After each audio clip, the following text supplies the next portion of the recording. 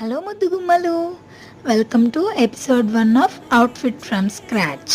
ఈ శారీ అయితే నేను 1000 రూపీస్కి తీసుకున్నాను. ఈ శారీ తీసుకోవడానికి 2 రీజన్స్ అయితే ఉన్నాయి. ఫస్ట్ రీజన్ ఏంటంటే మా మమ్మీ దగ్గర కూడా same colour and pattern sari ఉంది, ట్విన్నింగ్ చేద్దామని తీసుకున్నాను. సెకండ్ రీజన్ అయితే రెడ్ కలర్ కాంట్రాస్ట్ బ్లౌజ్ వచ్చిందని తీసుకున్నాను. Blouse and lehenga stitching cost అయితే నాకు 1000 రూపీస్ అయింది.